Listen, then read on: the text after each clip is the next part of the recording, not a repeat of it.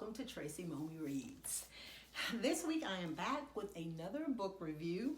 Today I'm going to be reviewing In 5 Years by Rebecca Serle. And I'm assuming that's how you pronounce her name. This is the second book I read by her, so hopefully I'm saying her name right. Serle, I think it's just Serle. I don't know, I'm trying to make it sound French. But yeah, In 5 Years. The other book, it's on here, says the author of The Dinner List. I also read The Dinner List. But In 5 Years, last Sunday, I was like kind of perusing my shelves. I have a list of a TBR list, obviously, of books to be read, but I don't usually assign them any type of dates. It's just like, okay, these are all the books that I have on the shelf that I haven't read, or these are the new books I have on my Kindle that I need to read. But I never say, okay, for April I'm going to read these books, for May I'm going to read those books. I just kind of go as inspiration strikes. So I was looking through the shelf, and one book, oh my God, the print is so small, I don't even know when I'm going to get to read that book. But then I picked up, I was like, oh yeah, I forgot about In 5 Years. So I started reading. I said, well, let me see if this, grabs my attention right off the gate, because I was just in the mood for something kind of quick, something a little, not too heavy. And I started reading this book, I want to say mid-afternoon, and I was done before nightfall. I think I read this book in 2.5 hours, 3 hours. And that was with me stopping and doing other stuff in between. It was a really quick read, and it was really good. I like her style of writing. So, as always, I have to get my notes.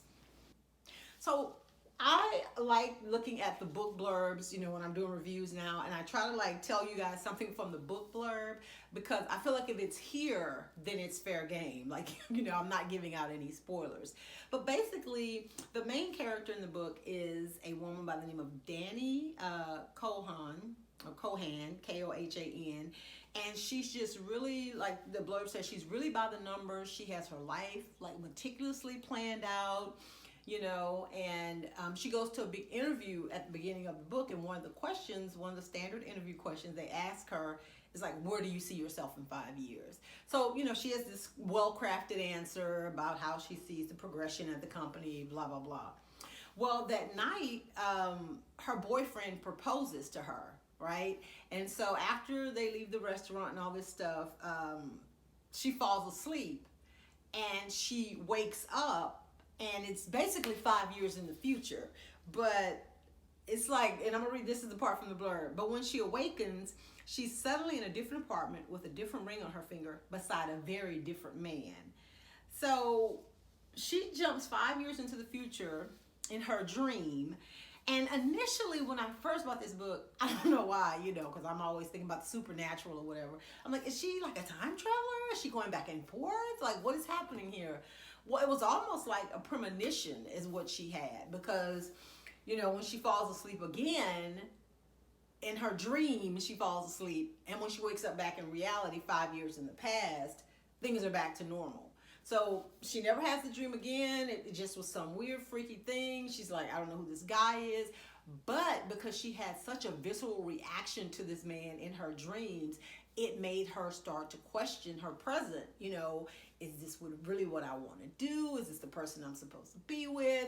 So her engagement turns into this 5-year-long ordeal where her and her boyfriend, they don't ever set a wedding date because she cannot get over that dream. She even starts going to therapy, but she never tells her friend Bella about it, which I thought was interesting, because they're since kids, thicker than thieves.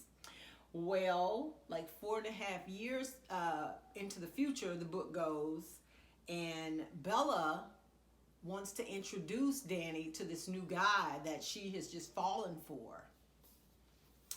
It's the man from Dani's dream. And things start to get real interesting from there. So, yeah, the book was, let me get my notes here. The book was, like I said, it was a really quick read. I liked all the elements of the story, and several times I thought it was going to go in a different direction, and it didn't. There was a big thing that happened at the end with Bella that I totally didn't see coming. But and so much was happening because, like I said, there's this 4-year time jump in the real story, in the main story. but it didn't feel rushed. Like, I like books like this. I write books similar to this in that give me what I need, tell a good story without all the superfluous information. You know, I mean, this book is right at, I'm trying to see how many pages. It looks like 251 pages. Perfect. And it told a really good story, keeps you engaged, engaging characters. There's drama, there's humor, there's all the elements to make it, you know, a good novel. I just don't think we need 500 pages of stuff if it really has no bearing on the story. Yeah, so like I said, there was some stuff that I didn't see coming.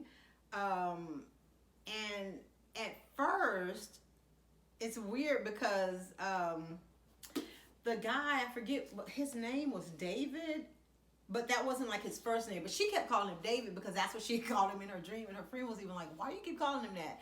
But I mean, it was part of his name. I think his name was Aaron David, whatever. But he went by Aaron, you know. But I didn't, it was just so weird how, and it's, again, it's a mark of a really good author. Like, she was dropping these breadcrumbs along the way, and it wasn't until the end that you started kind of, oh, okay.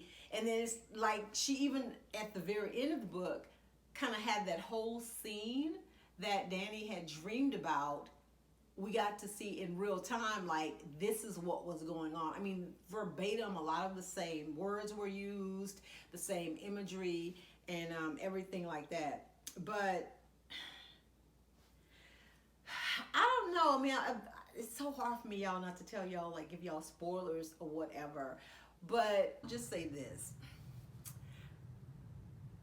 Although I am a sucker for a good happily ever after, I do appreciate that the author did not force something like that in this book. I mean, several times I thought, like I said, that the book was going in one direction and it went somewhere else.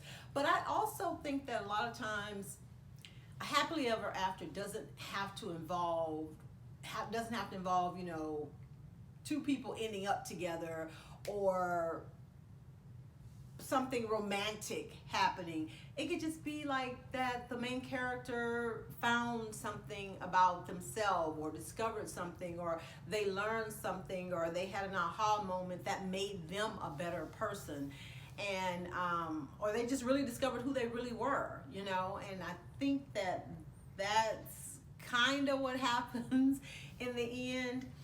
And the author did throw me for a loop. There was a character that had a health crisis in the book, but I still feel like she did a really good job in how she handled it.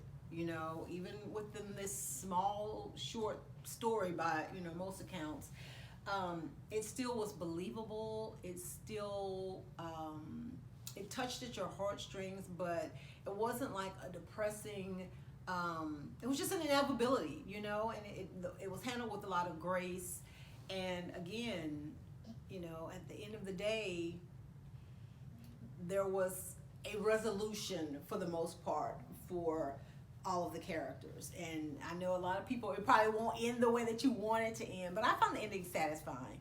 So yeah, if you're in a reading slump, or if you're trying to take a break from certain types of books, if you've been reading a lot of sci-fi or a lot of fantasy, or, you know, a lot of doom and gloom, this might be one to pick up. I mean, there is like a little part in there that, you know, well, I guess it's not little, but I mean, I don't know, because I don't want to give it away, but at the same time, I don't want people to go into this thinking that I thought, oh, it was just like such a happy, upbeat, go-lucky book, because there was a part that was pretty sad.